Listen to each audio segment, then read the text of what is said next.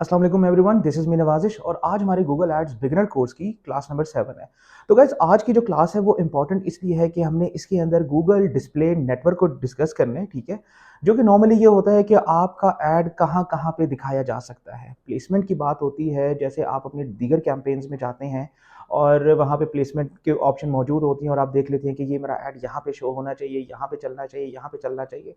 तो basically Google भी आपको इस तरह की अपनी पार्टनर्ड वेबसाइट्स के बारे में आपको इन्फॉर्म करता है कि मेरी ये पार्टनर्ड वेबसाइट्स हैं, आप यहाँ पे ऐड प्लेस करना चाहते हैं तो आप कैसे करेंगे, उनकी क्या ऑप्शंस हैं और उसका इम्पैक्ट क्या होता है। तो गाइस ज़्यादा लंबी क्लास नहीं है, छोटी-सी क्लास है, छोटी-सी ऑप्शंस हैं, लेकिन इन सेटिंग्स को समझना ज़रूरी है ताकि आपकी कैंपेन में या आपके आने वाली जितनी भी ऐड कैंपेन्स होंगी, उनमें आप एक अच्छा इम्पैक्ट क्रिएट कर सकें। तो गाइस ज़्यादा टाइम वेस्ट नहीं करेंगे, let's jump into my screen. Okay guys, ये देखें अब हम बेसिकली मूव फॉरवर्ड कर गए हैं और नेटवर्क सेटिंग के ऊपर आ गए हैं। ठीक है, नेटवर्क सेटिंग बेसिकली क्या होता है, वेरी इंपॉर्टेंट कि आपका ऐड जो है वो बेसिकली अपीयर कहाँ कहाँ हो सकता है।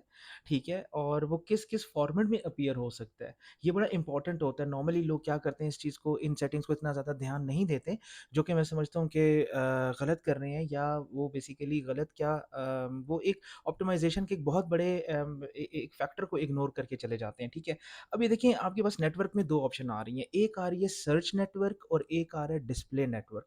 And I have told you कि जो सर्च नेटवर्क होता है वो बेसिकली टेक्स्ट एड्स का प्लेटफ़ॉर्म होता है, और जो डिस्प्ले नेटवर्क होता है वो नॉर्मली आपके पिक्चर एड्स या पिक्टोरियल एड्स, या आप ये समझ लीजिए कि वो कुछ छोटा-छोटा सा एक ग्राफ़िकल रिप्रेज़ेंटेशन को भी इंक्लूड करता है। तो देखिए सर्च नेटवर्क की अगर मैं बात करूँ तो वो डिस्प्ले में आपको क्या दे रहा है कि मतलब सर्च नेटवर्क के डिस्प्ले में क्या दे रहा है, ads can appear near Google search results and other Google sites. Very important कि गूगल की साइट पे तो करेगा ही करेगा, लेकिन अदर गूगल साइट्स यानी कि वो साइट्स जो कि गूगल पार्टनर वेबसाइट्स हैं। ये मैंने लास्ट लेक्चर में भी, या उससे लास्ट लेक्चर में भी मैंने आपके साथ डिस्कस किया है कि गूगल पार्टनर वेबसाइट्स क्या होती हैं, कि जिनको गूगल बेसिकली एक वाइट लिस्टेड कैटेगरी में डाल देता है कि वहाँ पे आप अपने एड्स को नॉर्मली प्लेस कर सकते हैं और वहाँ पे आपका ऐड शो हो सकता है। तो बेसिकली सर्च नेटवर्क में क्या होगा, एक गूगल इटसेल्फ होगा, यानी कि गूगल के रिजल्ट्स में आपका ऐड शो होगा, और गूगल की पार्टनर वेबसाइट्स में, ठीक है, अदर गूगल वेबसाइट्स, ठीक है,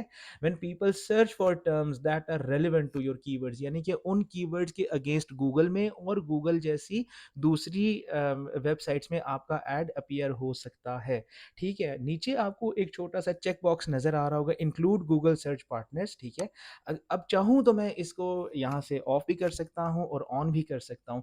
तो अगर मैं इस क्वेश्चन मार्क के ऊपर अपने माउस को रखता हूँ तो वो मुझे क्या कहता है, to help you get a similar cost of conversion as you get on the search network, some clicks on the search partner networks. ठीक है, यानी कि उतनी ही कॉस्ट में जो आप पिछली सेटिंग में जो आपने बिडिंग रखी है, या बिडिंग स्ट्रैटेजी में जो आपने अपनी अमाउंट को रखा है, उसी के अगेंस्ट, यानी कि नॉर्मल आपको जो सीपीसी की प्राइस पड़ रही है, ठीक है, अगर आपको एक क्लिक $1 का पड़ रहा है या $2 का पड़ रहा है, तो इसी के लगभग आपको दूसरी पार्टनर वेबसाइट्स के ऊपर ऐड दिखाने के भी चांसेस होंगे, और उसकी एक्स्ट्रा कॉस्ट नहीं होगी, या इससे कम होगा जो आप सर्च गूगल के लिए कर रहे हो, या उससे इवन के कम भी होगा। ठीक है, लेकिन इसको ऑफ करने की ज़रूरत नहीं है। मैं नॉर्मली समझता हूँ कि जब आप अर्ली डेज ऑफ बिजनेस में हो तो आपको ये चेक बॉक्स को आपको ऑन रखना चाहिए। ठीक है, तो उसके बाद जो दूसरी आपके पास ऑप्शन आ जाती है, that is display network. Display network में आपको पता चल रहा होगा कि इसमें कोई चीज़ डिस्प्ले होगी। ठीक है, easy way to get additional convergence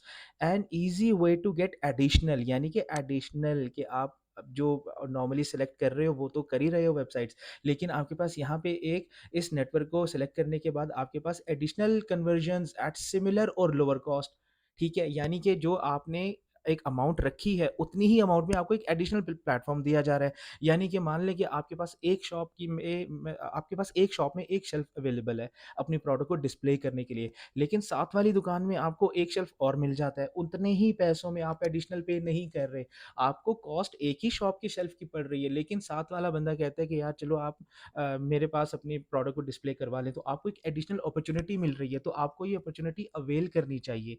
तो बेसिकली ये क्या है, ये सर्च नेटवर्क नेटवर्क या डिस्प्ले नेटवर्क जो है, ये गूगल के जो एक आप ये समझ लें कि उसकी जो रॉयल्टी है, यानी कि उसकी जो एक मार्केट वैल्यू है, उसको वो एक माइलेज लेने के बाद उसने जो इतना नाम बनाया है, गूगल जो एक दुनिया का नंबर 1 ब्रांड बना है, उसके बाद कुछ वेबसाइट्स उसको अपने पास व्हाइट लिस्टेड एजेंसीज़ के तौर पे या व्हाइट लिस्टेड वेबसाइट्स के तौर पे अपने आप को रजिस्टर करवा देती हैं। तो गूगल कहता है कि यार हाँ, ये भी मेरी ही वेबसाइट है, इनको भी मैंने अप्रूव कर दिया, तो आप अपने ऐड यहाँ पे भी लगा सकते हो। तो बेसिकली एक ये कॉन्सेप्ट है। तो गाइज़ इसको मज़ीद मैं बेहतर करने के लिए आपके साथ एक स्लाइड शेयर करता हूँ, ठीक है? और इस स्लाइड को आपने देखना है कि ये कैसे बेसिकली चीज़ों को लेके चल रहा है, ठीक है?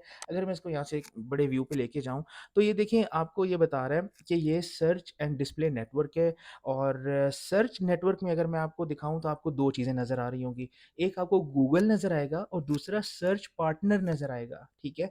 तो जो गूगल है, गूगल की वेबसाइट्स कौन-सी हैं? अब आप ये देख लें।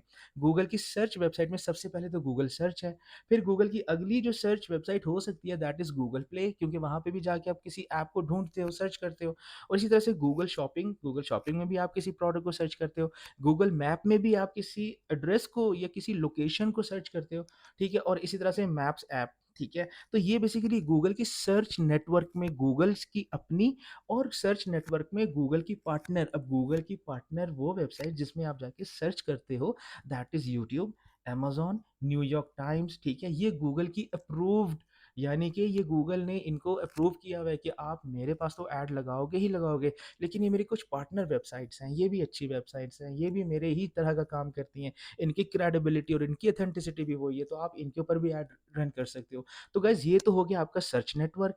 इसी तरीके से डिस्प्ले में क्या दे रहा है कि कहाँ पे आपको छोटे-छोटे बैनर्स नज़र आते हैं। अब आप खुद भी इमेजिन कीजिएगा कि गूगल का जो एक प्रोडक्ट है जिसको हम यूट्यूब कहते हैं, यूट्यूब में आपको अक्सर बैनर ऐड छोटे-छोटे नज़र आते हैं, ठीक है? ये अगर आप देखें, आपको यहाँ पे ये एक प्रोडक्ट अक्सर अब आप इसको इमेजिन करें कि आपको कुछ प्रोडक्ट्स नज़र आते हैं, ठीक है? इसी तरीके से आपको बाज़ औक़ात ऐसा होता है कि आपको ये जो सजेस्टेड वीडियोज़ आ रही होती है, रिकमेंडेड वीडियोज़ आ रही है, तो उनमें एक छोटा-सा बैनर आपको कहीं पे हल्का-सा नज़र आता है, ठीक है? इसी तरह से ब्लॉगर है, फिर गूगल फाइनेंस है, एड्स एंड पब्लिशर साइट्स हैं एंड डबल क्लिक। तो गाइस ये बेसिकली एक सर्च नेटवर्क और डिस्प्ले नेटवर्क का एक ये पूरा एक आप ये समझ लें कि ये एक ट्री है जिसमें छोटी-छोटी ब्रांचेज़ हैं, आप अपने एड्स को वहाँ पे डिस्प्ले कर सकते हो।